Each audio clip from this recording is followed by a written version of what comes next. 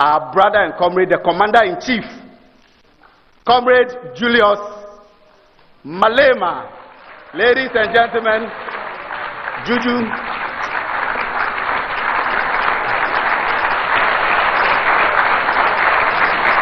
We can do it better. We can do it better for Juju.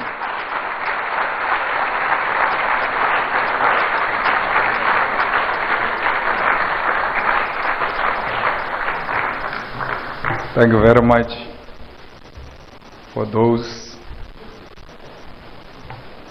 kind words of introduction by my brother, Ludwig.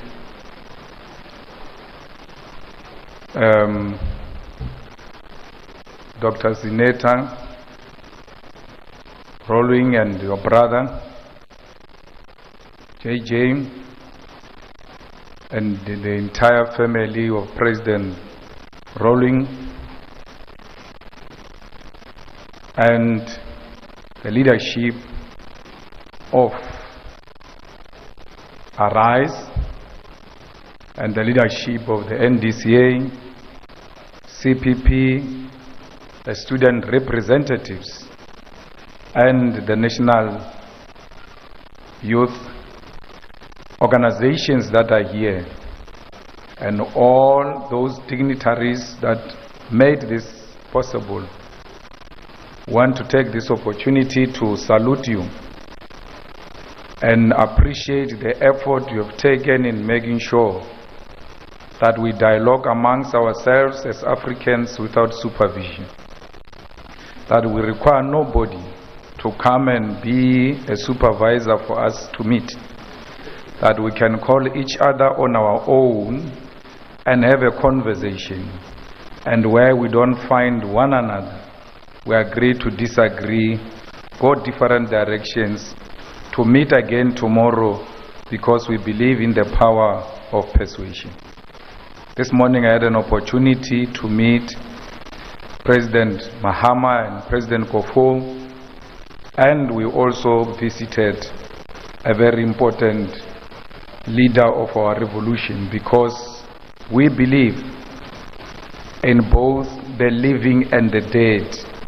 So when you visit former presidents that are alive, you have a duty to also visit those that were revolutionary and they've passed on, like President Kwame Nkrumah. So we are here today to really salute the good work he has done.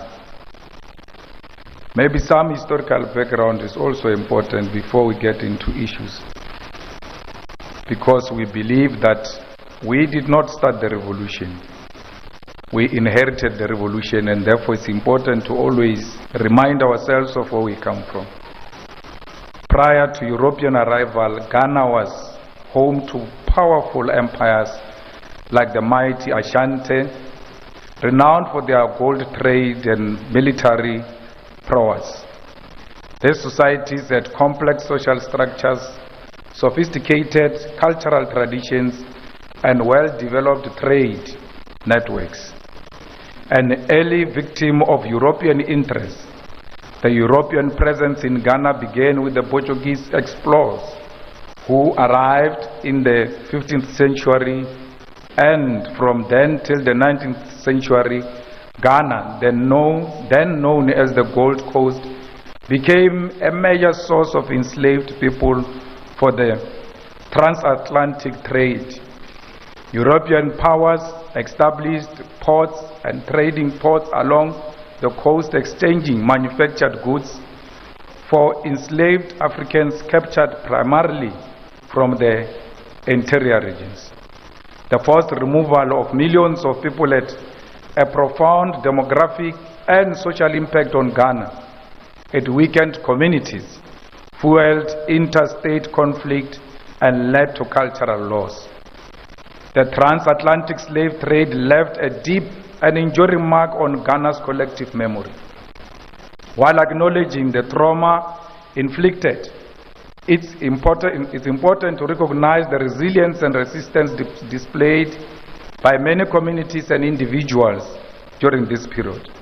However, it was the Dutch, British, and later the French who played more significant roles in the colonization of the Gold Coast, what is now called Ghana, the British gradually expanded their influence and control through trade and establishments of ports along the coastline.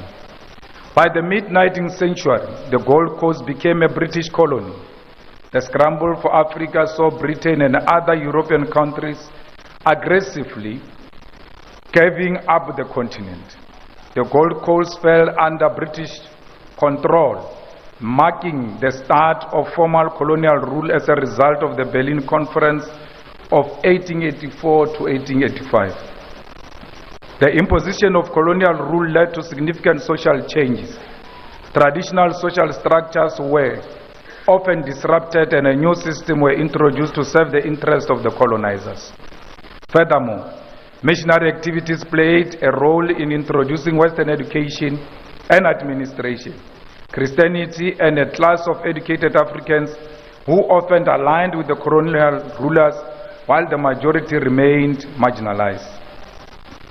There are those who wanted to assimilate with the British policies, undermining their own traditional languages, customs, and belief systems, contributing to a loss of cultural activity. The Gold Coast economy also became solely reliant on exporting raw materials, hindering internal development. The formation of political organizations such as the Convention People's Party, CPP, marked the beginning of organized political movement seeking self-determination. Ideas of Pan-Africanism, emphasizing continental unity and liberation from colonialism, fueled the independent movements all over the continent. Intellectuals like Kwame Nkrumah emerged as powerful voices advocating for self-determination. The CPP, founded in 1949 by Kwame Nkrumah, mobilized mass protests and strikes, forcing the British to acknowledge the desire for independence. Initially resistant to independence, the British eventually conceded due to internal pressure and rising international dissent. Their primary concern was maintaining economic interest and ensuring a smooth transition. Traditional authorities and ordinary Ghanaians, from farmers and miners to students and intellectuals, contributed to the struggle through protest, boycott, and their unwavering support for the independence. The whole continent started learning from Ghana that it is possible. So when you go to Ghana, it is not because you are going to teach Ghanaians anything, because they've seen it all, including leading the first determination of an African state on the 6th of March, 1957. So Ghana is a home of democracy. And this country was led by Kwame Nkrumah, a charismatic leader who emphasized Pan-Africanism because he understood that Ghana's independence alone is meaningless. Following the independence of Ghana, all liberation movements found a home here in Ghana.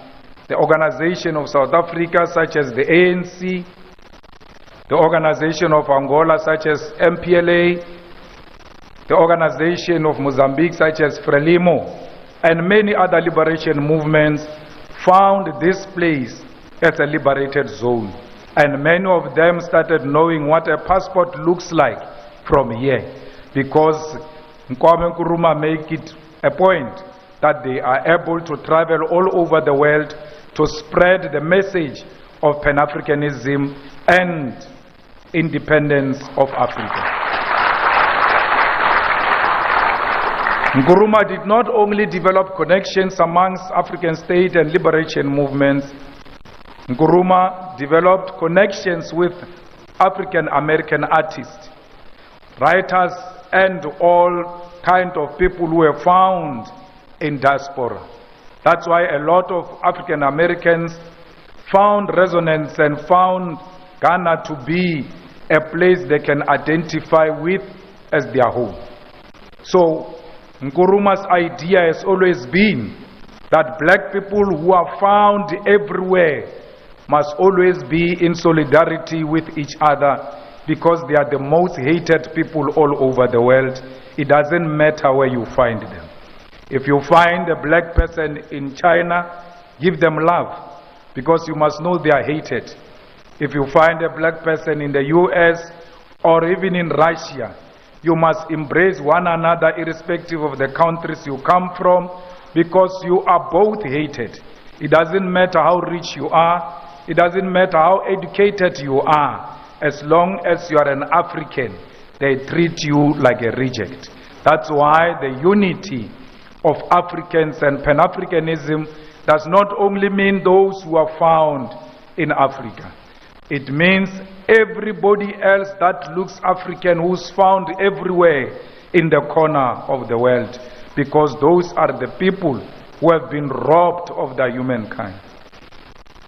We also know that this country is the one that leads with successful succession, which are peaceful. Of course, it experienced a bit of difficulty at some point, but since then, Ghana became the most celebrated democracy. But the democracy of Ghana is threatened by corruption. A corruption that made sure that Ghana does not pay its international debt. As a result, today, Ghana is unable to self-determine, because everything else is dictated to Ghana by IMF and the World Bank, because the current leadership failed to honor their obligation. Corruption is a threat to a wonderful democracy anyway, because it's eating on the moral fiber of democratic dispensation. We must never ever celebrate anyone who is corrupt or seek to defend the corrupt individuals, irrespective of our political affiliation. Those who are stealing from the public purse now, they are stealing from the future. That's why they are unable to pay the debt now, and they will not be able to pay the debt in future. And it is you, the youth of Africa, that are going to inherit the debt, and you will not be able to develop your own countries. There is a tendency in the African continent of the youth defending the old corrupt, because they give them the little money now and they forget the future. If you value yourself, if you value the future of this continent, you must stand tall and unashamedly fight corruption everywhere where it raises its ugly head. Don't care who says what. You must always speak truth to power. It doesn't matter who gets offended. The truth remains the truth, whether you are standing, whether you are sitting, whether you are sleeping, the truth will never change. And one thing you must know is that when you tell the truth to the powers that be, they may pretend now that they do not hear what you are saying. But when they are sleeping alone, their conscience speaks to them, and they must answer the question, is he or she telling the truth? And if the answer is yes, you have achieved your mission. They will never know they are corrupt until someone tells them on their faces that you are for yourself, you are for your family, you are for friends, you are for the politically connected, and you are not for our continent, because our continent is about the unity of African people that is based on economic ownership of the means of production. I want to say this today here, that xenophobic people are people who suffer from self-hate. Because when you love yourself, you will never hate another person. A black person who looks like you should serve as a mirror to you. When you look at that black person, you must see yourself. And therefore, you cannot say the people from Ivory Coast are not needed here in Ghana. They are taking our jobs and our opportunities, because there is no Ivory Coast, there is no Ghana. There is no Nigeria, there is no South Africa, there is no Liberia, there is no Botswana, there is Africa. Because we never determined these artificial borders. Some people went to sit somewhere and decided to divide us. And they did that with a pen and took away our brains. Because there is no wall. In other places there is no fence. Yet we see the wall and the fence that doesn't exist. We are unable to break this imaginary artificial borders because our boss told us that we are divided. We are being treated like mad people, where you've got a gate without a fence. All of you, when you want to exit to Ivory Coast, you go to a border, and that border is a gate. But when you check on the side of the gate, there is no fence. Our people are living together. So Africa must stop behaving like a drunken master who goes through a gate in a yard that doesn't have a fence. It will never have a fence because we are one thing. We marry into each other's communities and families. We go to each other's activities. We share cultures. And I know for sure that the people of Ghana dance to Amapiano. So why would they think that they are not South Africans, and why South Africans will think that they are not Ghanaians? It's only an imagination that was instilled in our heads by our colonial masters. We have to make sure that as a new generation, we do away with this.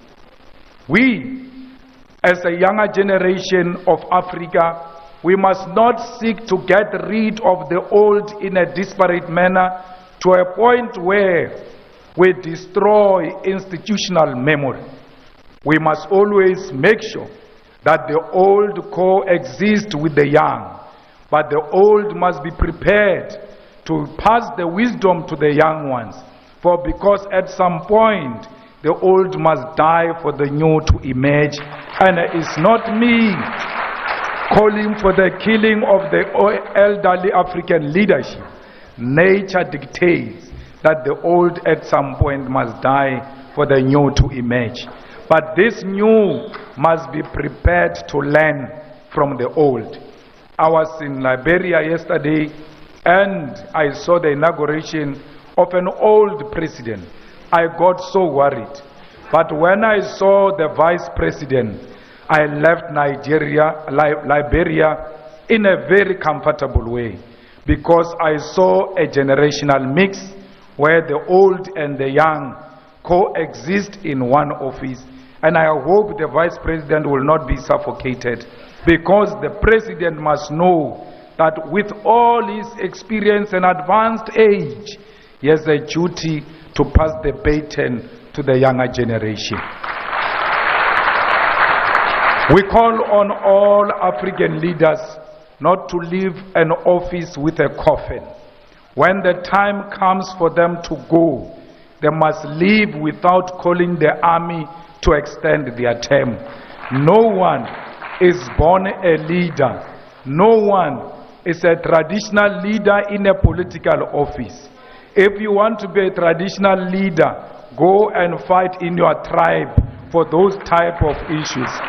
We don't subscribe to people who want to leave a political office with a coffin. We will still give you a state funeral because you are a former president. We will still pay you pensions and give you protection and take care of you as long as you respect those who came after you. You have to ensure that democracy matures in such a manner in Africa, where the previous president does not make it his business to fight the current president.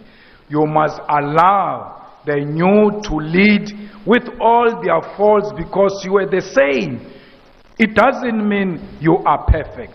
The young ones who are coming after you will challenge the current one.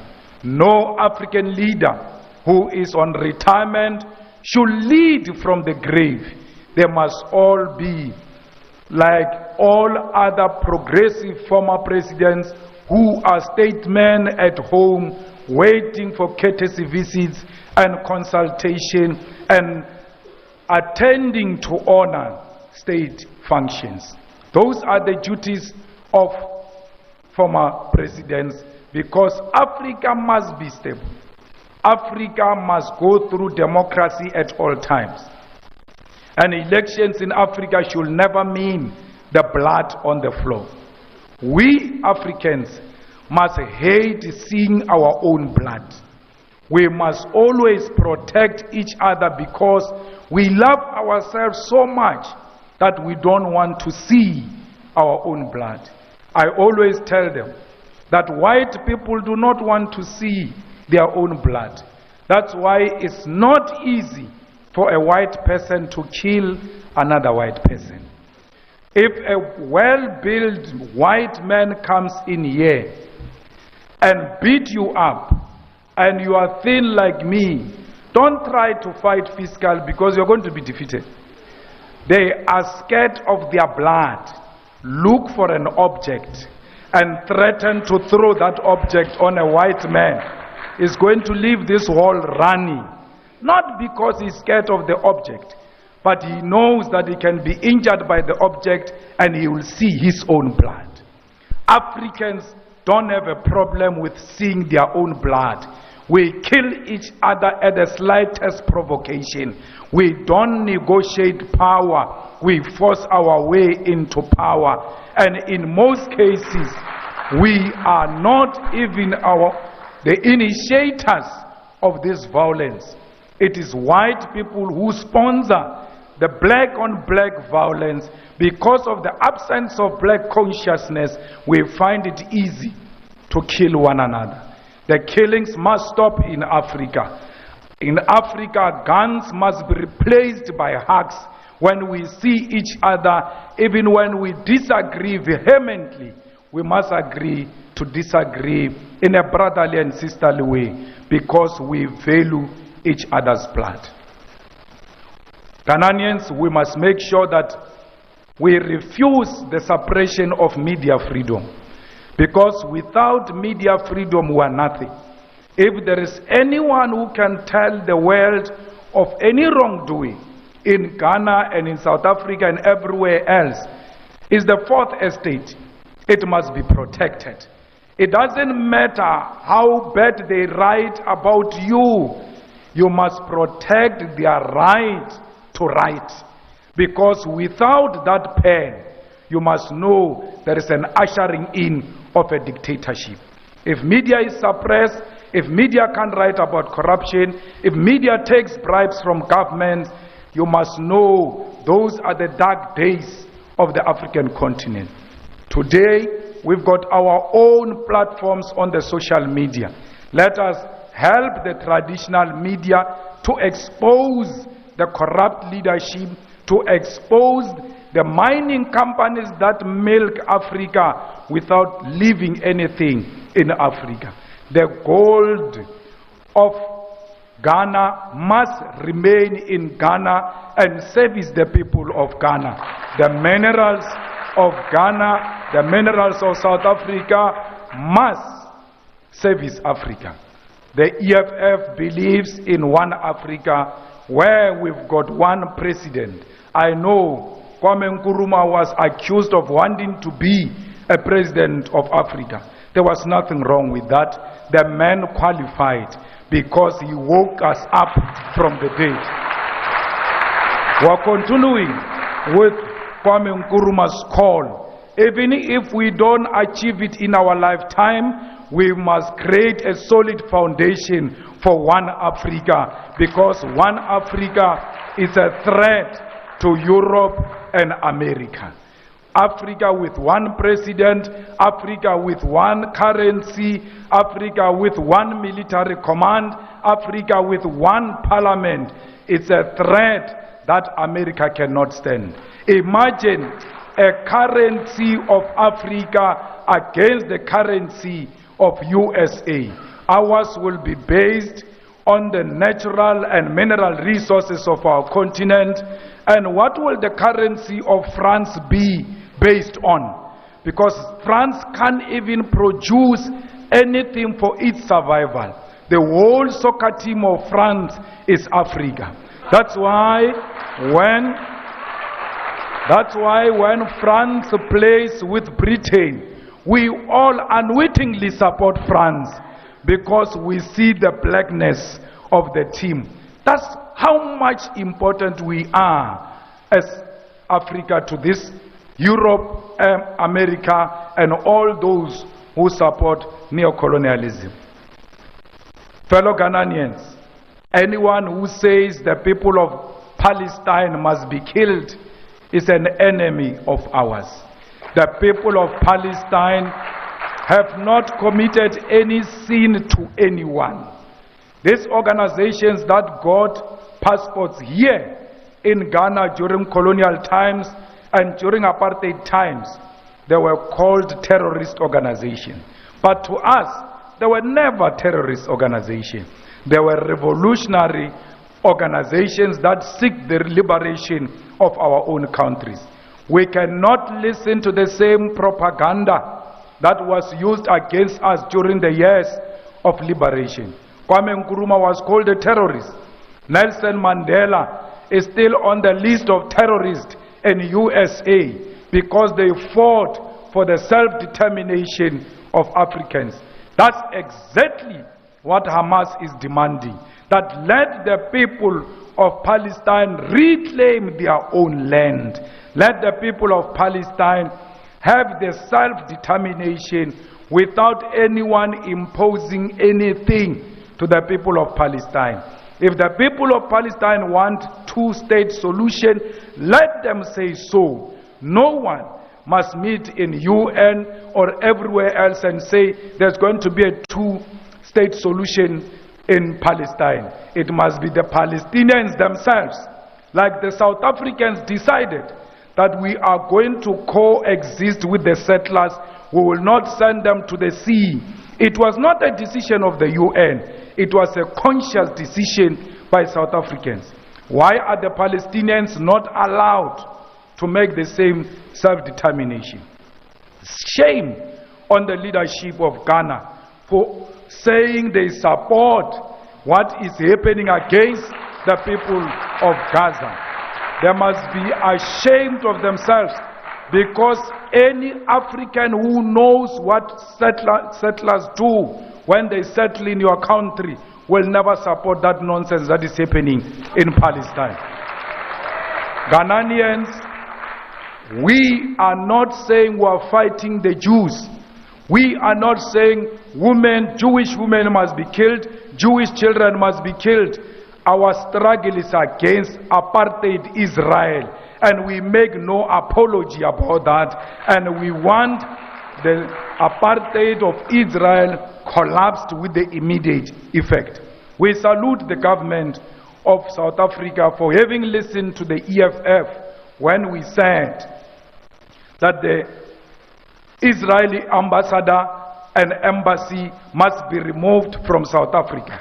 Parliament of South Africa, through a motion placed by the EFF, took a resolution that Israeli embassy must leave South Africa because we cannot share the territory with bloody, thirsty individuals who have declared war on humanity. What is happening in Palestine is genocide. It has got no any other name. You can't bomb a hospital. Even if the leader of Hamas is in that hospital, as long as he enters a hospital, you must cease fire and wait and work on an alternative solution to get him out of a hospital. You cannot bomb a refugee camp because there are international laws that governs how you treat refugee camps. Even when you don't agree with Hamas or any other thing of that nature. But please protect humanity. We need all those who want to give humanitarian support to be given a passage to enter Gaza, to send water, to send food, to send medical equipment and medicine in Gaza. Israel is refusing a passage for humanitarian intervention in Gaza. And every individual who's self-respecting, especially ourselves as Africans, can never agree with a country that can refuse people water, because water is life. Ghanaians, the unity of this continent starts from here, because the determination, the self-determination of Africa started from here. When you got your first independence, we knew that day that one day South Africa will be free. And when Frelimo won in Mozambique, we celebrated in South Africa as if that was our freedom. But we knew that the freedom of the people of Mozambique means the freedom of South Africa, because that's how we are connected. We celebrate each other's achievement. It started here in Ghana, it ended in South Africa. The unity of Africa must start here in Ghana, and will capture it in South Africa, because we always followed the leadership of the Ghanaian people. The economic freedom of Africa will start in South Africa. We want our land. We make no apology when we say we want our land. Our land was stolen, and we want it back without paying a cent. And no one must pay for a cent everywhere in Africa when they demand the expropriation of land without compensation. These people came and stole your car, and later on you discover your car. They say, it's true, it's your car, but pay us before you get this car back. And when you ask them why, you say, I must pay. They say, we have put Mac wheels, we have improved the car, therefore you must pay us, irrespective of them being in possession of stolen property. Anyone in possession of stolen property is a criminal, and therefore anyone in possession of our land without our permission is a land thief, is a criminal, and must be identified as such. When I say to you, demand the land, and will lead that struggle from South Africa, I know land brings about everything. For you to have a hair salon, you need land. For you to have a small shop of IT, you need land. The beautiful beaches belongs to the land. The mineral resources, the gold, iron ore, copper, and all types of mineral resources belong to the land. That's why when they came to Africa, they did not steal our women or our men. They stole the land. They knew women and men will come with the land. That's why we need to start from where they started when they offended us. We need to take the land, because once we take the land, they will start respecting us. You will never be respected if you don't own property. It doesn't matter if all of us in South Africa own property. As long as the people of Namibia, as long as the people of Ghana do not own the land, then our land ownership is meaningless, because when you go to the USA, they don't see South African. They see an African. West, they can't differentiate between South Africa and Ghana. That's why all of us must reclaim the land and the mineral resources of the land and the natural resources of the land, so that when we move all over the world, when they see a black person, they should know these are the property owners of their own continent and their own land. So when we fight for economic freedom, we should do so without being ashamed. Because Political freedom that Kwame Nkrumah achieved and generations after him achieved is meaningless without economic freedom. You can vote until you are purple. As long as there is no bread on the table, that vote is meaningless. You must vote when you arrive at home. You must find bread. You must find free education. You must find quality public health. You must find reliable electricity and not what we experienced earlier on. We must make sure that we own everything that belongs to us. So Africans, I don't care how many we are, we must believe in ourselves. At least be an individually liberated African who is not scared of colonizers, who is not scared of white people, who doesn't worship the establishment, who calls a spade a spade. That is the only way Africa will be respected. This continent is one. They might think they divided it. I can guarantee you now, like we saw when Ghana got liberated in South Africa, we said one day it will happen.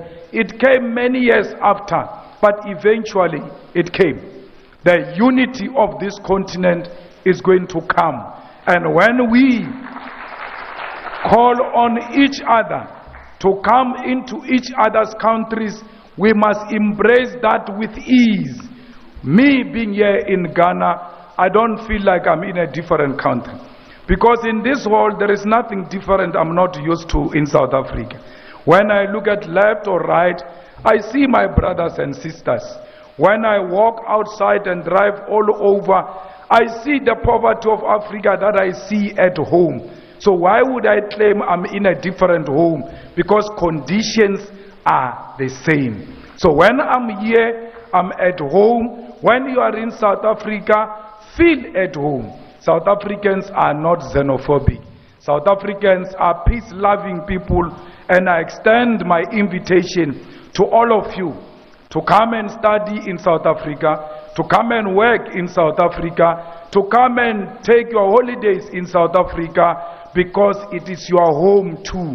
The same way you welcomed us here, will welcome you in South Africa. Thank you very much.